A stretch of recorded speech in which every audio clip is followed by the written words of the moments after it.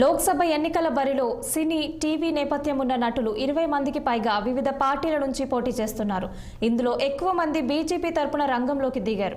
ఇప్పటికే రాజకీయంగా అనుభవం సంపాదించి పార్లమెంట్ ఎగువ దిగువ సభలకు ప్రాతినిధ్యం వహించిన వారితో పాటు తొలిసారి అదృష్టాన్ని పరిశీలించుకుంటున్న వారు ఇందులో ఉన్నారు.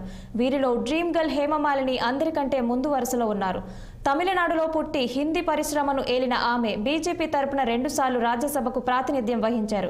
ఆ తర్వాత 2014 నుంచి ప్రత్యక్ష రాజకీయాల్లో అడుగుపెట్టారు. ఇప్పుడు ఉత్తరప్రదేశ్లోని మధుర నుంచి వరుసగా 3వ సారి పోటీ పడుతున్నారు.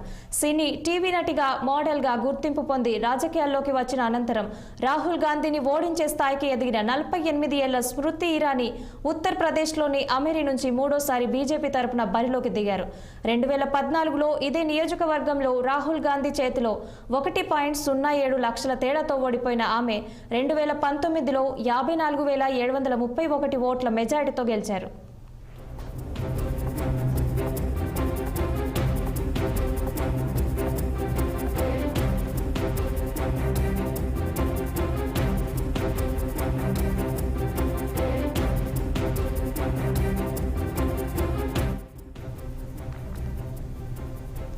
బాలీవుడ్లో ఫైర్ బ్రాండ్గా ఎదిగిన స్టార్ హీరోయిన్ కంగనా రనౌత్ హిమాచల్ ప్రదేశ్లోని మండి నుంచి తొలిసారి ఎన్నికల బరిలో దిగారు.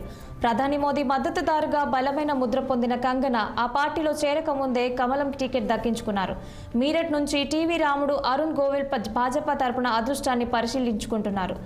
రేసుగుర్రం సినిమాతో మద్దాలి శివారెడ్డి పాత్రలో తెలుగు ప్రేక్షకులకు మంచి గుర్తింపు పొందిన రవికిషన్ గోరఖ్పూర్ నుంచి వరుసగా 2వ సారి బరిలోకి దిగారు.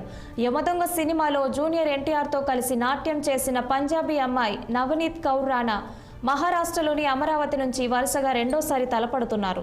పశ్చిమ బెంగాల్లోని హుంగ్లీ నుంచి బీజేపీ తరపున ప్రాతినిధ్యం వహిస్తున్న సినీ నటి సిట్టింగ్ ఎంపీ లాకెట్ చటర్జీతో టీఎంసీ ప్రముఖ నటీమణి రచనా బెనర్జీ రంగంలోకి దింపింది. రచన ఇటీవరకు తెలుగులో చాలా సినిమాల్లో హీరోయిన్గా నటించారు.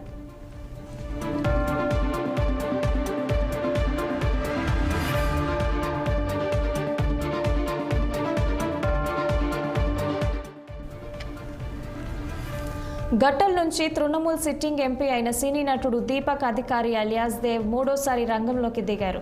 ఆయనను అడ్డుకోవడానికి Bhajapa Kharagpur town sitting MLA అయిన మరే సినీ నటుడు హిరణ్మయి చటోపాధ్యాయుడు బరిలోకి తూటాగా పైలే డైలాగులతో షార్ట్ గన్గా పేరు తెచ్చుకున్న సీనియర్ నటుడు association sitting MP Shatrughna Sinha వరుసగా 2వ సారి తృణమూల్ కాంగ్రెస్ తరపున బరిలోకి దిగారు. ఆయనకు పోటీగా తొలుత భోజ్పూర్ గాయకుడు సినీ నటుడు పవన్ సింగ్ను బీజేపీ నిలిపింది. మహిళలను కించపరిచేలా పాటలు పాడారన్న ఆరోపణలతో ఆయనను తప్పించింది.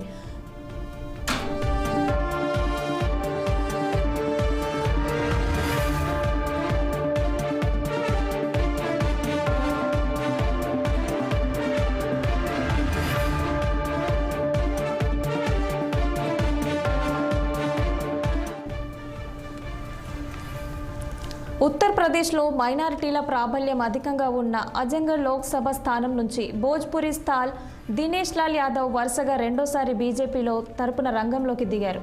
2019లో ఇదే నియోజకవర్గం నుంచి ఎస్పీ అధ్యక్షుడు అఖిలేష్ యాదవ్పై పోటీ చేసి ఓడిపోయారు. అయితే అఖిలేష్ అసెంబ్లీ ఎన్నికల తర్వాత రాష్ట్ర రాజకీయాలకు మారడంతో 2022లో జరిగిన ఉప ఎన్నికల్లో దినేష్ లాల్ ఎస్పీ అభ్యర్థి ధర్మేంద్ర యాదవ్పై గెలుపొంది